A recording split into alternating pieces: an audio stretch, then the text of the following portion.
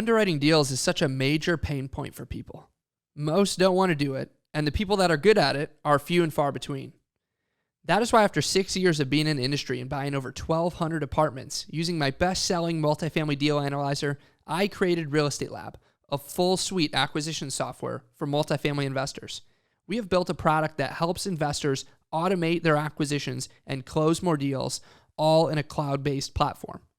You can go to realestatelab.com and sign up today using the promo code TAG2 for 10% off your first 12 months. This is David Tupin. Thanks for listening.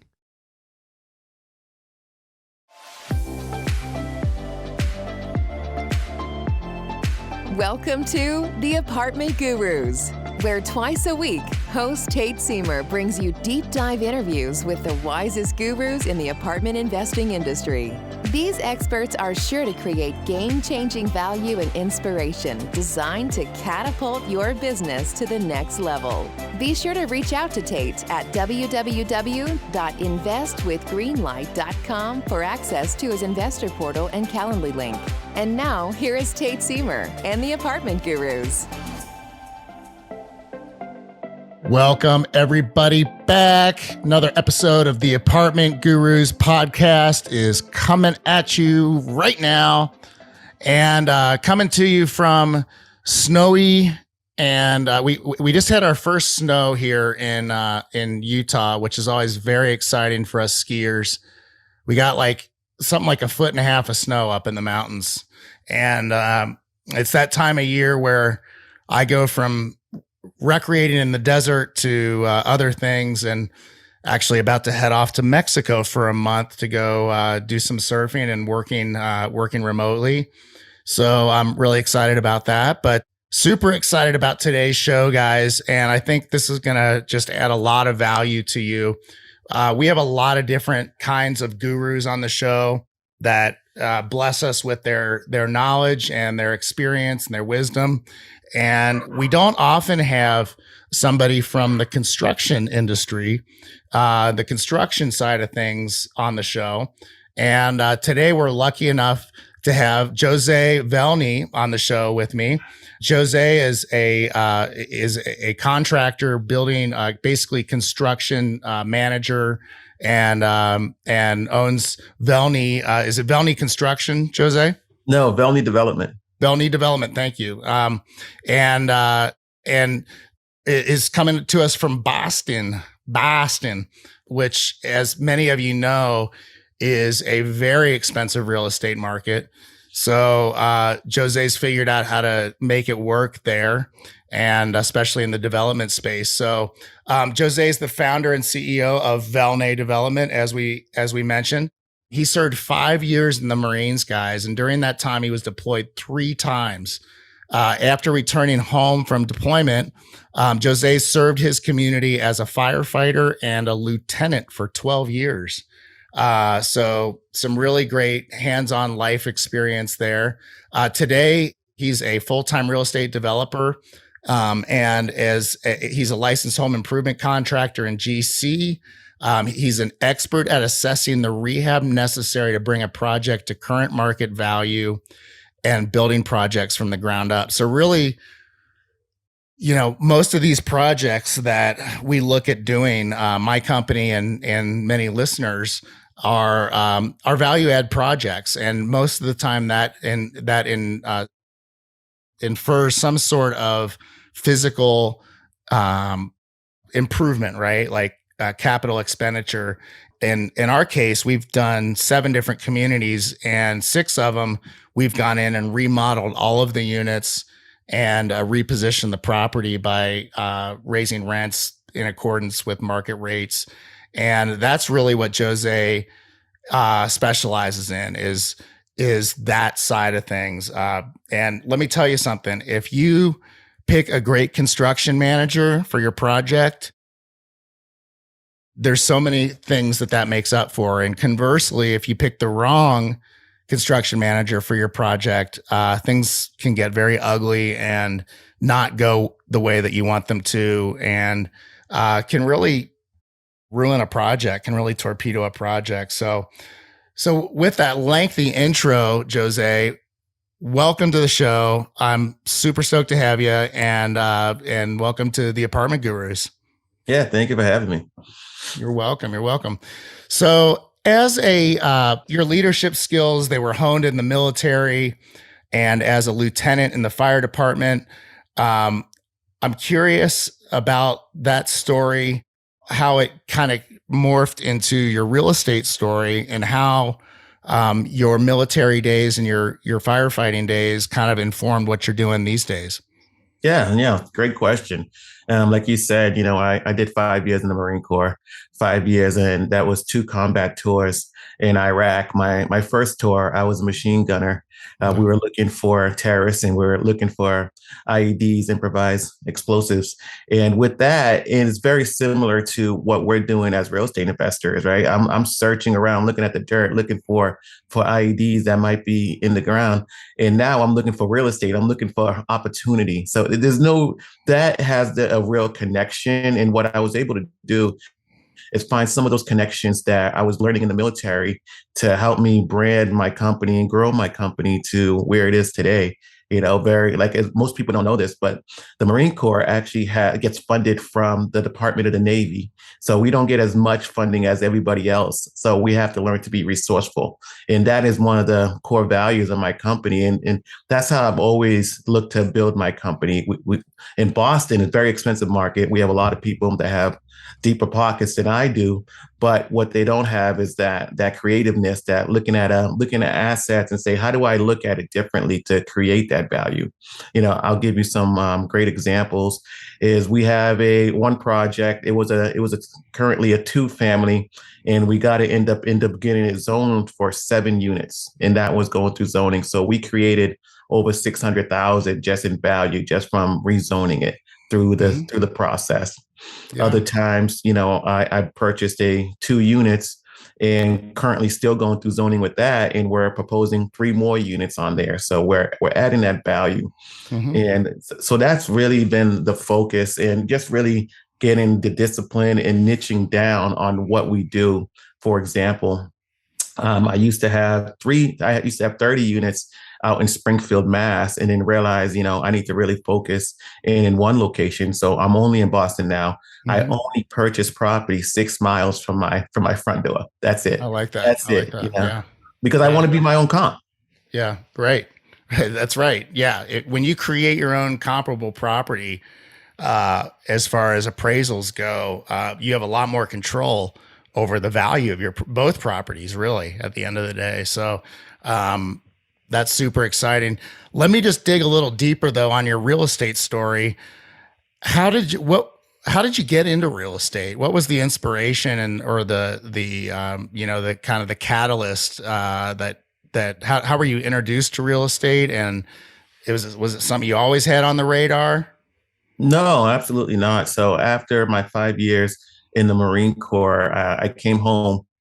And I had an H2 Hummer from when I was deployed after a deployment in Iraq. So I came home and I had nowhere to park. It was like you in Salt Lake. We get a lot of snow in Boston, so no place to park. So I said, you know what? I need to go find a house so I can get a driveway. And from there, I started learning how. I went to the real estate course, become an agent, but I did not become an agent. I hired an agent and just really honed in understanding everything about real estate from top to bottom.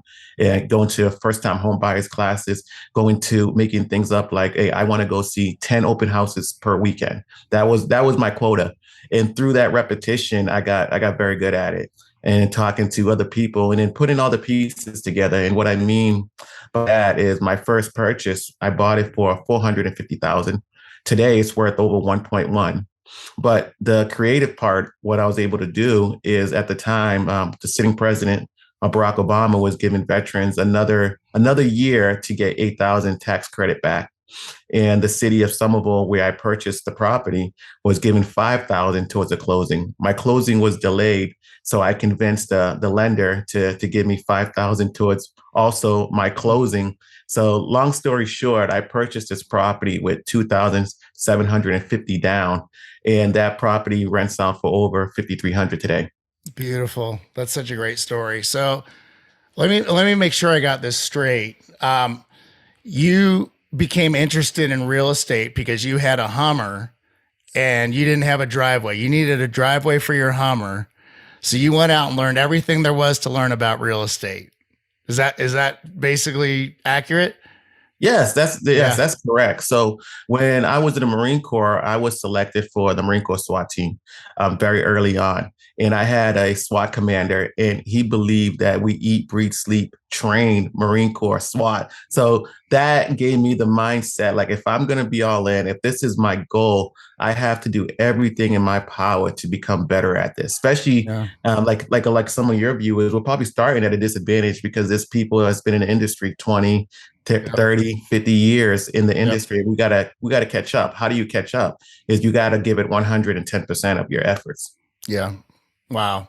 That is, that does say a lot about your mindset, Jose, and it says a lot about you and your training too. I mean, it's almost like you got, you had this, I just love it. You had this Hummer and you needed a place to park, and it's almost like you got a little chip on your shoulder and went out like, I'm going to go figure this out.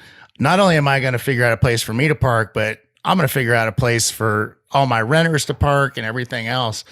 I love that. You hear so many people say, oh yeah, I read Rich Dad, Poor Dad. That was the first thing that really got me thinking about real estate, or I heard this podcast, or a buddy of mine was investing. That's how I got started.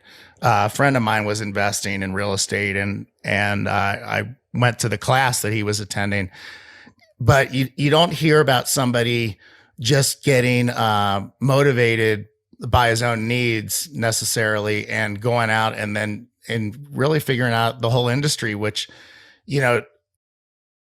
as I'm sure you figured out, the real estate license route is really, well, I'll let you say it. You took the classes to become a realtor, but you didn't. Did you just find that it wasn't necessary for what you wanted to do?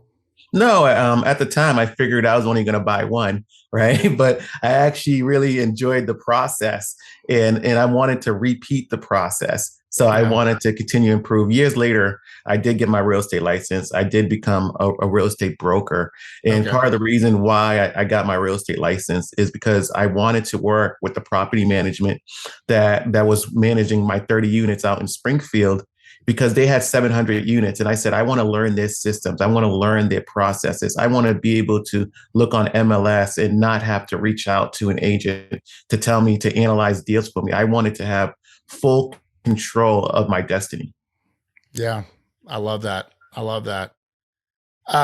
So kind of take us, up to speed to where you are now. You've decided to focus specifically on Boston. And again, I love this. And listeners, this is a good takeaway right here. Within a 6-mile radius. Now, there are great advantages to investing in your backyard. And knowing the market is like having home field advantage, really. And only having a buying criteria that's within 6 miles of you in a dense city like Boston will generally serve you very well. Now, if you're like me or my team here at Greenlight, we invest for cash flow. So we're here in Salt Lake City, which is a great appreciation market, but we've been priced out of the cash flow play for a couple of years now, at least. So we really focus on some out-of-state markets, and we can't be as specific as Jose's being. So one of the takeaways here is that there's a number of ways to skin the cat, but I would say that would you say, Jose, that part of your success has been your insistence on staying so close to home? Yeah, absolutely. I mean, like you said, you're investing for cash flow. We also invest for cash flow. But the way we do that is because of the assets that we're buying, we're adding so much value that we still get the benefit from the appreciation and the cash flow. Right. So we get the best of both worlds. And just so we can get in the middle of where the story takes a real turn as far as the construction part of my business. So in 2016, I did one of my first big rehabs, and it went terrible to the point I had to actually fire the contractor. And at that time, I said to myself, I need more control of this. And the only way to do that is to become the contractor. So, started working with other contractors. I got my construction license. I went to school and then got a construction management degree because I felt that was the focus. But the issue was to where I am now. Everybody kept telling me, you're just really an investor and a developer that refuses to let go of control, which was fascinating. But once I understood what they were trying to tell me, it kind of shifted the business. That's why it's Velney Development, because what I'm basically doing now is I'm strictly focused on development, but I use my construction background to my advantage. Some of the ways that I'm doing that is I'm working with the architects early on in the process of designing and giving them direction, because as architects, they'll draw some stuff that you can't build because just because it's beautiful doesn't mean you can build it. Either that or it's too expensive to build. Exactly. Yeah. So that was an issue that we had to get around. And then also too, once it's built, I become my own owner's rep. We're creating the value there of just being able to supervise those contractors and making great relationship with contractors. Because let's be honest, right? If we're on site every day, we're pouring concrete, then we're not finding more deals. We need to be out there networking, finding resources that can bring more deals, because we need a good pipeline. A pipeline is the lifeblood of your company. Right.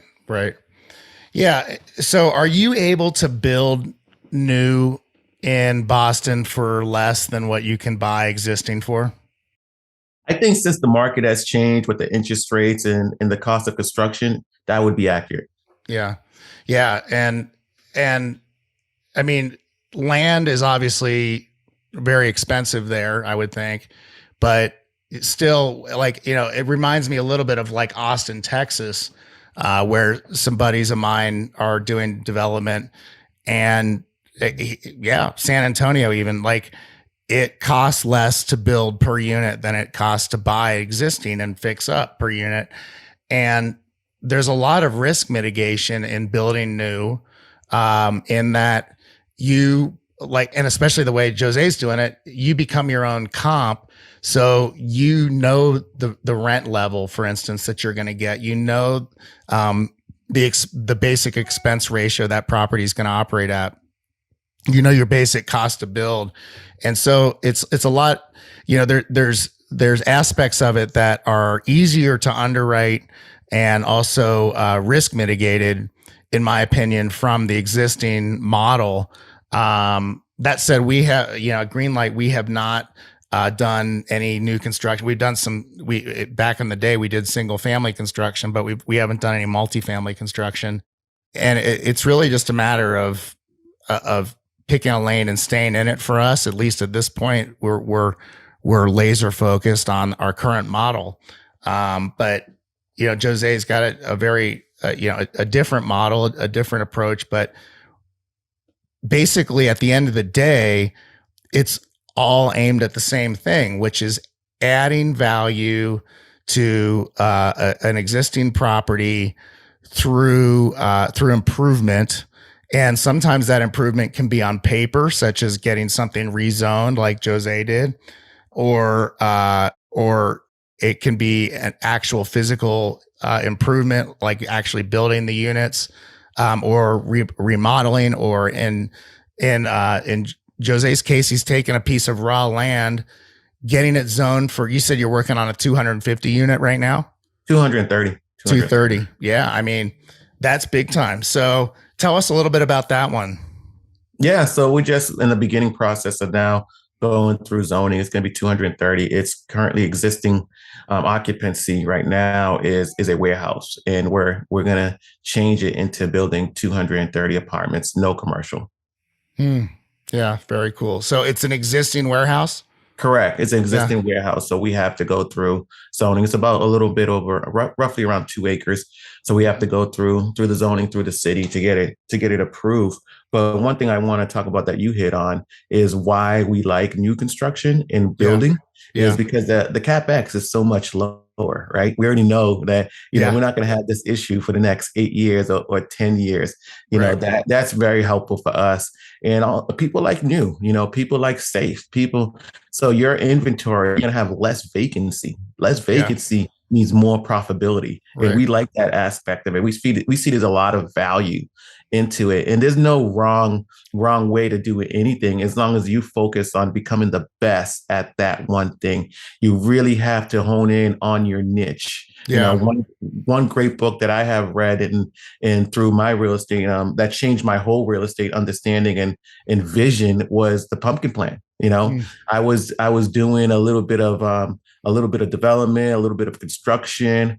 I was doing a little bit of leasing, and then once I read that book and realized I really needed to focus and build this big pumpkin. That big pumpkin today is really development, and everything else branches off. I'll give you a perfect example. My favorite things to do is to make a profit without doing any marketing. Right. So as an investor, somebody might come up to me and say, hey, what do you think about this project? And I said, I don't even know how to get there. I think that might be outside of my 6 miles, but I know somebody, so making that connection and then making a referral fee because of the connection I made, because I'm a licensed broker, meaning that even though it's not my focus, it still funnels more profit into the company. Yeah. And it's a byproduct of, like you said, your pumpkin plant that is you're already doing this work. You're already in this space. So, your pumpkin plant is leading to these sprouts of other business, other streams of income, really. Any other great books, Jose, that have been important to you along the way? Oh, absolutely. I mean, I'm a big reader. I'm averaging anywhere between 20 and 30 books per year. That's awesome. At this time. Dan Pena, Your First 100 Million. That book was amazing because it really teaches you to expand your mind, that you do not have to take step by step. You can make leaps and bounds if you have the right people around you, if you create that value proposition. And for example, the 230 is going to be my biggest project, and I have a joint venture, and that's how I was able to expedite that growth and understanding. And I'm using some of their credibility, and it's just a great relationship. They see hey, this guy really wants to get at it, and he has a vision, and he wants to grow the company, and this is how we can do it. Because I would figure it out, but they just made it so much faster. Like my company, Boston Business Journal's 40 under 40. We've been nominated for a couple other awards, so we're heading in the right direction. And once you're heading in the right direction, people want to jump on the journey and help you. And the key is to finding the right joint venture partners that really want the best for your company. Yeah. That's key. How have you nurtured those relationships? How have you started them, and how have you nurtured them? It all starts with adding value, like the same thing. It's the same repetition, value. How do you add more value? So one of my first joint ventures that I did it came from an investor that I did not really know, but I had a deal and I wholesaled it to him. And on that deal, I made 50,000, and then he ended up making 250,000. When you make somebody 250,000, they'll pick up the phone, right? So that really started the relationship and the connection. And fast forward a few years, that's the project we were talking about earlier with the 2 units, and then got it rezoned for 7 units. It was with the same joint venture, just because we built that relationship. Yeah. There's no better way to build a relationship with a key partner, JV partner, a GP partner. There's no better way to grow that relationship and start that relationship than to bring them a deal, bring them into one of your deals, wholesale them a deal. However it ends up looking, actually bringing a piece of business to the table is so powerful, and it's such a powerful way to start a relationship off, because you're showing what you can do and your resourcefulness and all the things that you bring to the table, and they get to see that, so they get to trust you, and they're naturally going to want to work with you again in the future. So I love that. That was how we started one of our key partner relationships with one of our sponsors. Is we brought him into one of our deals just as an advisor, and we gave him a part of the deal for that, and he ended up we've done, I think, 5 other deals with him at this point. So great takeaway there, Jose. And yeah, it's just key to nurturing those partner relationships is the best way to do business, I would say. How about any other important like mentors, thought leaders, podcasts? You went through some books, other sources of influence for you. Oh, one big thing that has changed my business is Investor Fuel, and Sharper Leadership Circle. And as strange as it sounds, when the first time I met Investor Fuel was actually in Salt Lake. It was in Utah. Okay. So it was right behind you. Yeah. But that really changed how I thought about the business, because what you find is that when you start off in the business, some people will help you. But once you start getting some major traction, they're not, because you become a competitor, right? So then you actually have to go outside of your market to really get that genuine information, where it's not like it's a competition. And masterminds, they're gonna give you everything that they have. They're gonna be like, this is the blueprint, like whatever you want, give me a call me on Saturday, and just building those strong relationships. And Sharper Leadership Circle was humongous for me, because I did not learn business from going to business school. I learned it from other business owners and the struggles that they were going through, the struggles that I was going through, understanding how to set up the systems. Who do I need? How do I find the right people and put them in the right seats? That was really what made the whole circle work for me. Because one thing that I have found is that when you see a company that has one man that's doing everything, and another company that has 50 people or 100 people, it's usually the system. They're doing the same thing. It's just a system and delegating and understanding how to operate in that environment. Mm-hmm. Yeah, well said. So what's the future hold for you guys, and for you specifically, Jose, and Velney Development? So Boston right now, we don't have enough housing, right? So that's why everything is so expensive. So I'm going to set up a new goal for myself. I want to see if I can push the company's limits and say within the next 10 years, I would love to build over 1,000 rental units. I love that. That is a fantastic, just a fantastic goal. 1,000 rental units in Boston. You do that, and you are on your way, sir. Well, Jose, this has been just a great conversation. I've really enjoyed it. From a construction perspective, for the aspiring investor that's never managed construction before, never had a big CapEx budget before, what would your words of wisdom be for that person? I believe in the rule of 3. Right. Everybody from contractors to electricians to plumber, I always try to get 3 quotes. I try to figure out where it's a reasonable price. I think that's key. But I mean, when it comes down to construction, you really have only a couple of key components. And if you can do those 3 things correctly, you'll have a successful project, controlling the schedule, controlling the estimate, controlling the finance.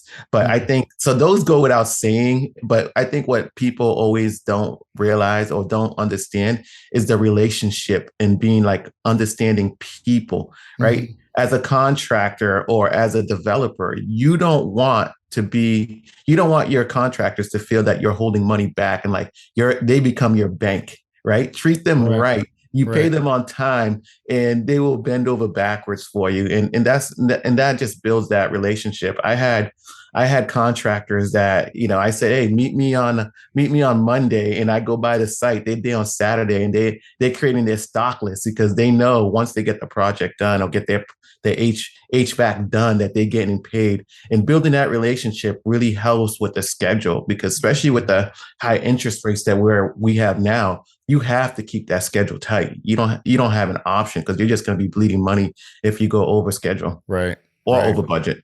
Right.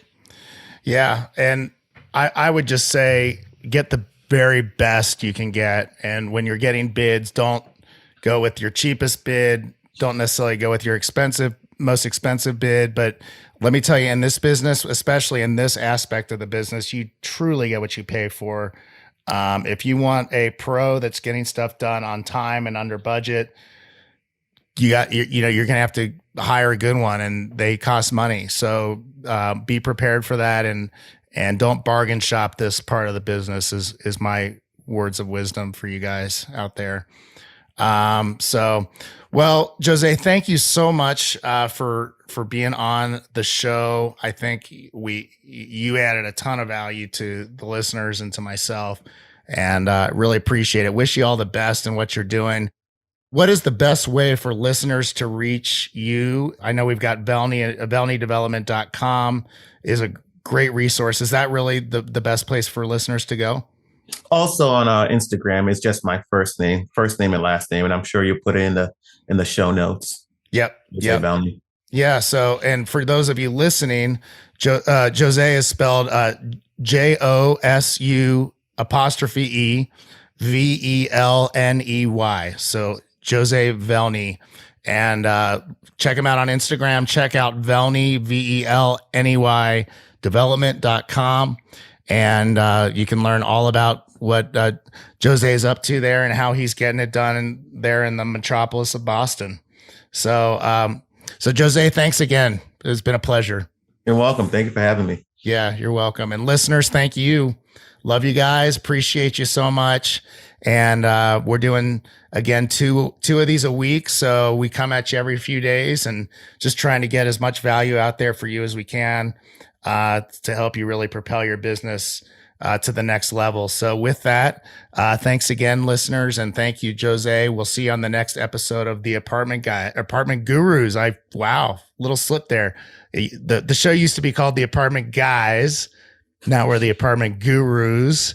So anyway, that's, creature of habit, right? Anyway, take care, everybody.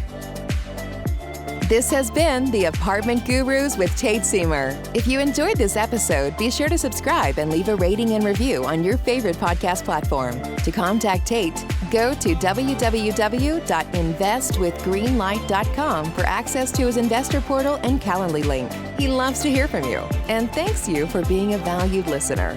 Just a reminder that you are the guru. See you on the next episode of the Apartment Gurus.